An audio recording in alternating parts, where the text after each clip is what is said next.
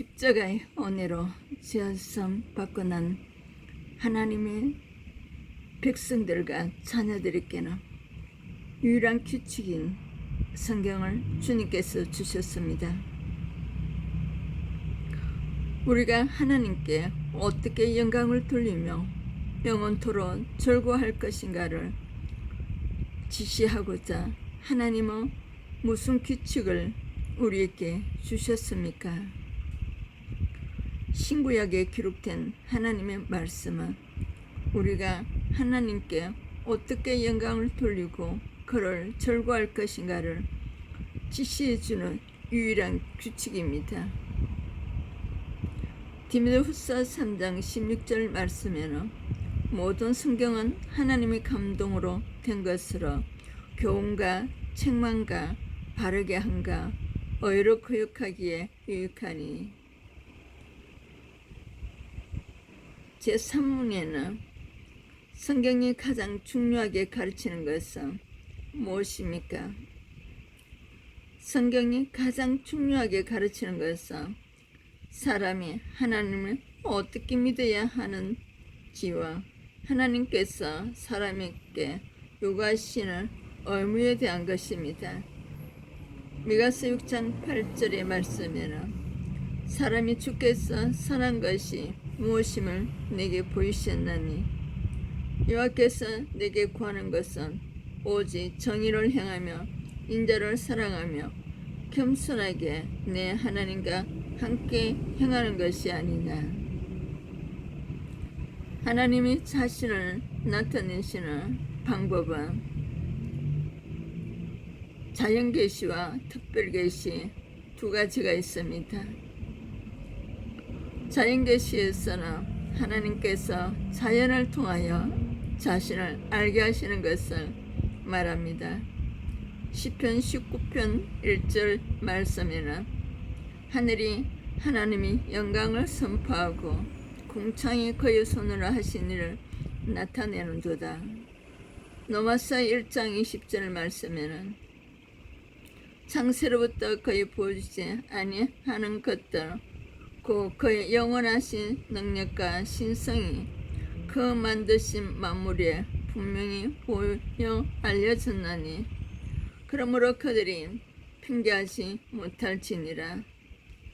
로마서 2장 14절에서 15절 말씀에는 율법 없는 이방인이 본성으로 율법의 일을 행할 때에는 이 사람은 율법이 없어도 자기가 자기에게 율법이 되나니 이런 이들은 그 양심이 증거가 되어 그 생각들이 서로 혹은 고발하여 혹은 변명하여 그 마음의 세계 율법의 행위를 나타내느니라.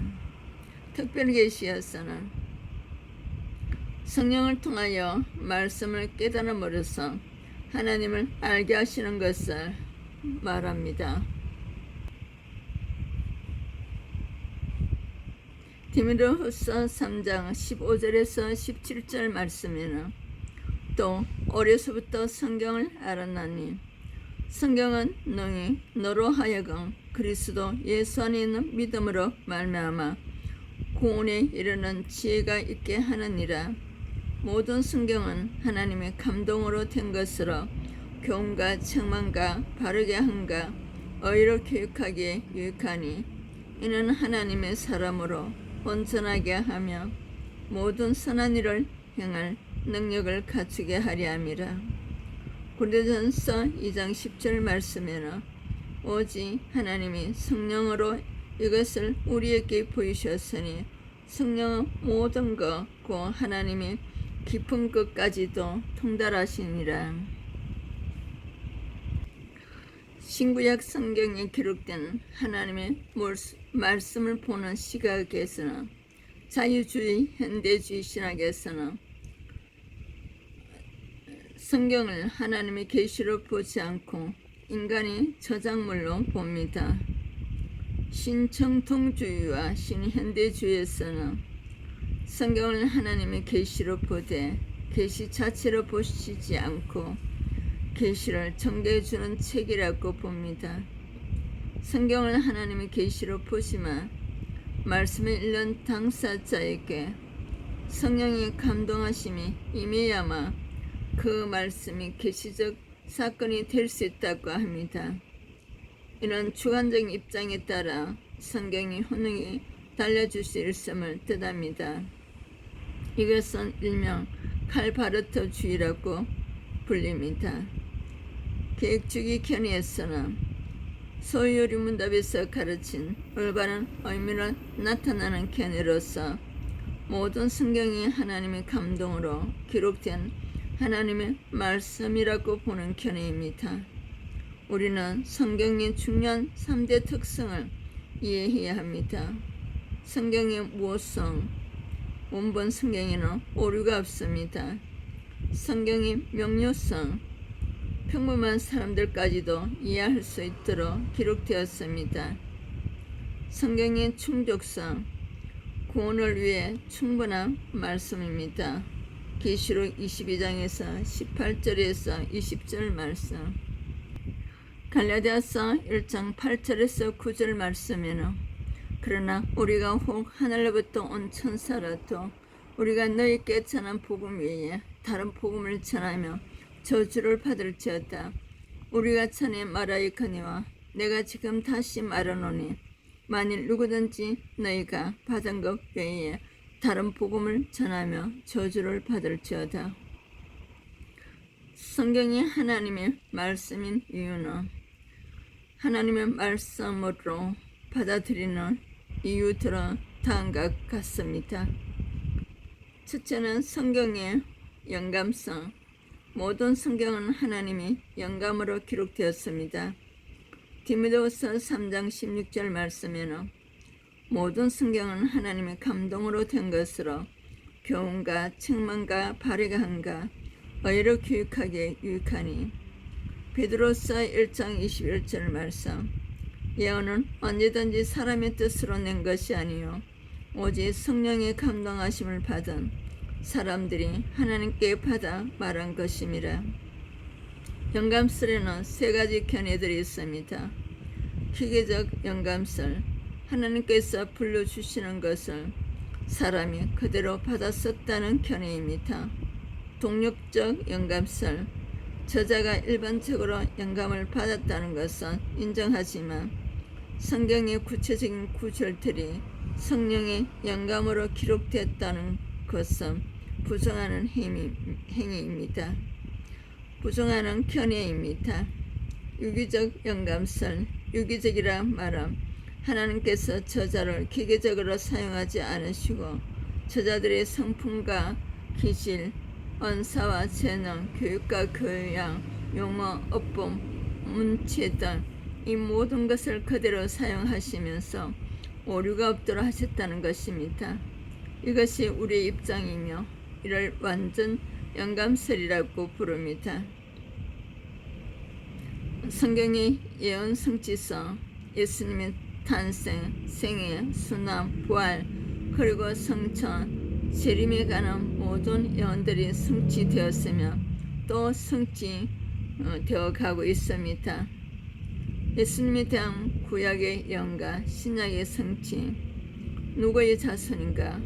이사야 11장 1절과 누가복음 1장 31절에서 33절, 태어나실 장소 미가서 5장 2절과 누가복음 2장 1절에서 6절, 동정녀에게서 나심 이사야 7장 14절, 마태복음 1장 18절에서 25절, 그리스도의 길을 예비한 이사야 40장 3절, 마태복음 3장 1절에서 3절, 고난과 속죄의 죽어 이사야 53장 4절 6절, 베드로전서 2장 24절 25절, 예루살렘의 입성 스가랴 9장 9절, 마태복음 21장 1절 5절, 십자가상에서 무엇을 마시게 될 것인가?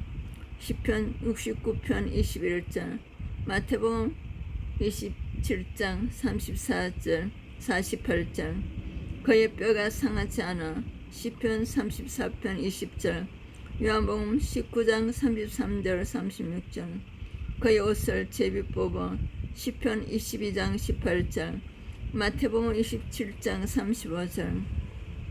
그 육체가 성치 않고 영혼이 무덤에 머물지 않은 시편 16편 9절. 10장 누가복음 24장 1절에서 47절. 사도행전 2장 31절에서 32절. 고린도서 15장 4절에서 8절. 성경의 통일성에 대해서 40여 명의 기자에 의해서 1600여 년 동안 기록된 성경이 한 사람이 쓴 것 같은 통일성을 이루고 있습니다. 성경 66권은 구약 39권, 신약 27권, 66권입니다.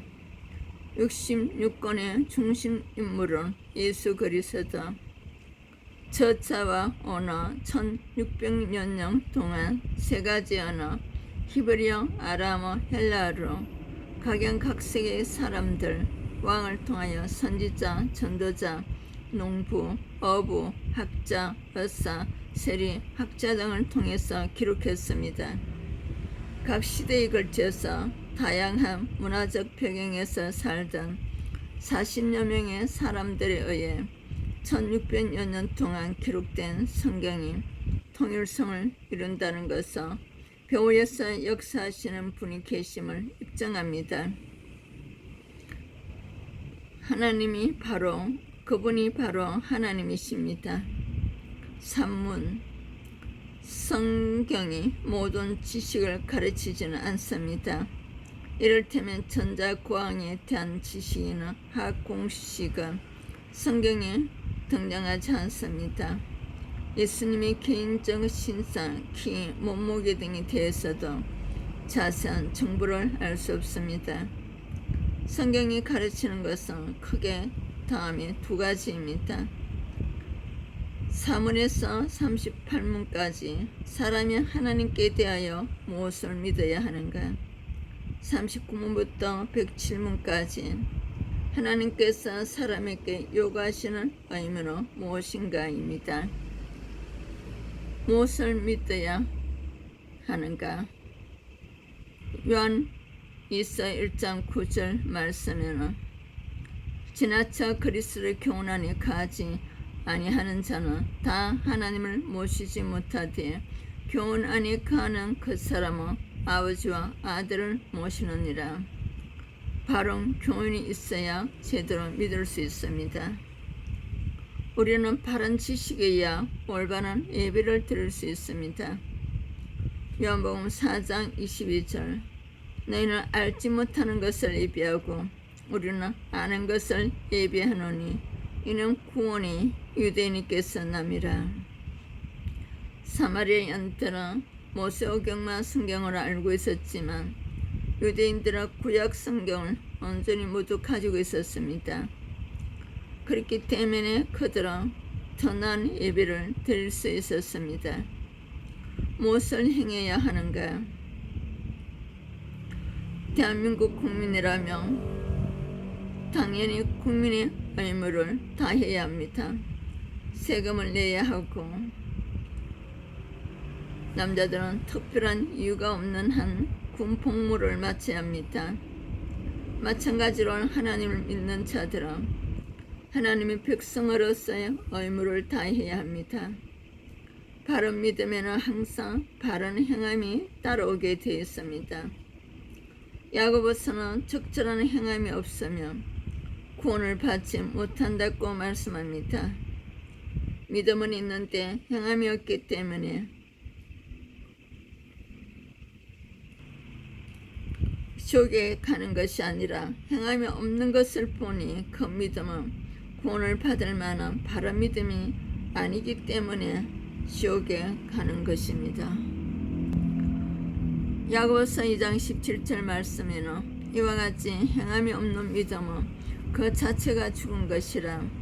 행함이 없는 말로만의 믿음은 귀신들도 가지고 있습니다. 야고보서 2장 19절 말씀에는 내가 하나님은 한 분이신 줄을 믿느냐? 자라는 뒀다. 귀신들도 믿고 떠느니라. 믿음과 행함은 육신과 영혼의 관계와 같습니다. 야고보서 2장 26절 영혼 없는 몸이 죽은 것 같이 행하며 없는 믿음은 죽은 것이니라. 결론적으로 우리는 성경을 우리의 삶의 인도자로 삼아야 합니다. 시편 119편 105처럼 주의 말씀은 내 발의 등이요 내 길의 빛이니이다라고 말씀합니다. 여기서 내 발의 등은 매일의 삶을 비추는 빛을 말하고 내 길의 빛은 내 인생의 거시적인 길을 인도하는 빛을 말합니다. 계획주의 생명신학으로 오직 성경을 강조합니다. 계획주의 생명신학은 성경의 가르침과 계획주의 신학을 개성하여 사변화된 신학을 반성하고 회개와 용서로 하나 되며 예수 그리스도께서 주신 영적 생명을 회복하는 신앙 운동이기 때문입니다. 그러므로 날이 갈수록 강단이 세속화되어가는 점에 성경적 설교를 귀하게 여겨야 합니다. 성령님은 말씀을 소중히 여기는 교회를 통해 영적 생명 운동을 21세기에도 활발하게 전개하실 것입니다. 우리는 단순히 길을 즐겨가는 메시지에 환역되지 말고 순수하게 복음을 전하는 하나님의 사자들을 존경하며 말씀에 순종하는 자세를 취해야 합니다. 우리가 가끔씩 주위에서 하나님의 계시를 직접 받았다는 분들을 만나게 됩니다. 웨스트민스터 소요리문다 이문은 성령님의 감동으로 기록된 66권의 성경만 참된 계시임을 밝히고 있습니다. 성경 기록을 위한 계시는 종결되었습니다. 그렇다면 흔히들 말하는 계시를 받았다는 것은 어떤 의미일까요?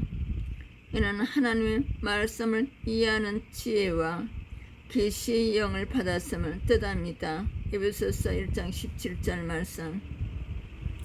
열심히 기도하며 하나님의 계시가 임한다는 표현은 성경적이 아닙니다.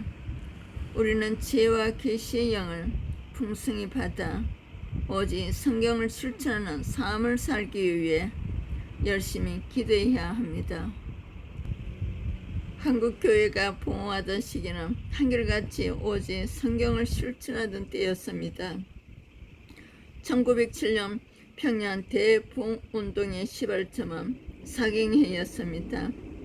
하나님 말씀을 듣고 기도할 때 죄를 회개하는 신령한 운동이 일어났습니다. 목회자와 선교사 평신도 지도자들이 앞장서서 회개하였습니다. 당시 회개운동은 전국적으로 퍼져갔습니다. 날이 갈수록 점점 위기가 도래하는 한국교회가 온전히 회복될 수 있는 지름길이 어디에 있을까요? 계획주의 생명신앙은 민족 복음화와 세계 선교를 위해 새로운 영적 활력소를 제공하는 소명을 다해야 합니다.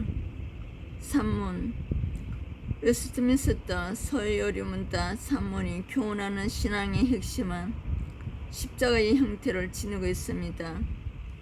기독교를 상징하는 십자가는 하나님을 향한 수직적 대신 관계와 사람들과의 수평적 대인관계를 이루어집니다.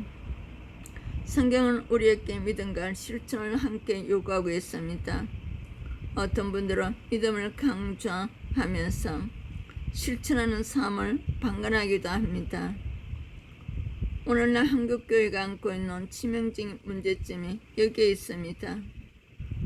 계획주의 생명신앙에 추구하는 신앙운동은 자기를 내려놓고 오직 십자가 정신을 가슴에 품고 실천하는 삶입니다. 하나님의 영광이 땅에 떨어지고 교회의 영광도 세상 사람들에 의해 짓밟혀서는 아니 될 것입니다.